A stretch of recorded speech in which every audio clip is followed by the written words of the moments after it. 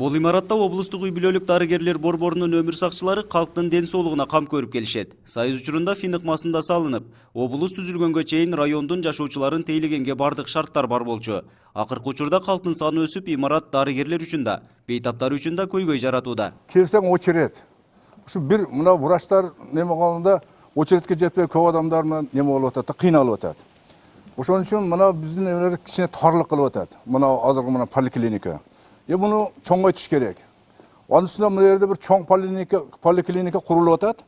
Ошонун курулушун тездетип, муну уяка көчүрүп алып барыш керек. Биз ушул арасынан ушул бир эле поликлиникабыз бар. Бизде область болгондуктан бизде эл калктыгы көп.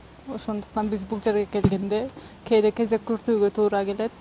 Обед учуру болуп калышы мүмкүн кезеккелик. Кээ бир маалдарда кезекчиде уже иш убактысы бүтүп калышы көп болот. Ошондуктан аргасынан ушул жерге келебиз. Бул көйгөйлөргө мамлекет 2001 жылы эле көңүл буруп, облустук үй бүлөлүк дарыгерлер борбору үчүн 2 корпустан турган 3 кабаттуу имараттын курулушун баштаган.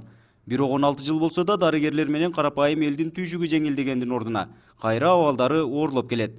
Ушул учурга чейин имараттын курулушунун 80% бүткөрүлгөнү ак халатчандар үчүн кайрадан үмүт жаратты. Президенттин демилгеси менен мына өкмөттүн туура саясатынын аркасынан ушундай ишке алынып, көзөмөлгө алынып, ушу биздин министрлик жактан көзөмөлгө алынып, ошол өкмөт өз убагында акчаны бөлүп, быйылга буюрса мына 80%ке жакын бүтүп калды.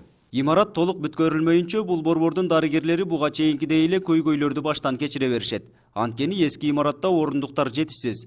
Мындан сырткары кызматкерлер үчүн атайын жатаканасы да жок болгондуктан жаш кадрларды тартуу мүмкүн эмес экен. Мындан улам кадр маселеси да негизги көйгөйлөрдүн бири.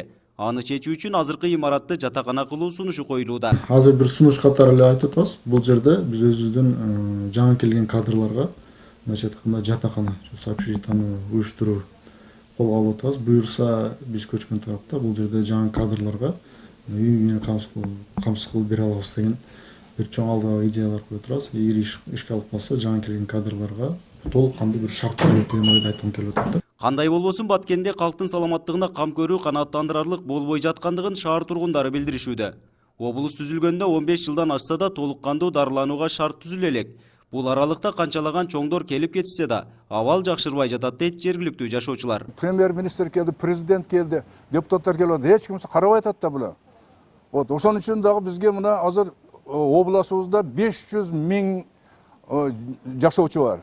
Жок дегенде ушул жерге бир томография куруп коюш керек. Бир томография алып келиш керек. Томография үчүн Бишкекке барыш керек, эл кыйналып. Ошко барыш керек, кыйналып. Мына Тажикстанга, Өзбекстанга барыш керек. Мына жакын мына Тажикстанда бир район, кичине районда томография бар. Нургазы Жайнаков, 7 канал, Баткен өкүлчүлүгү.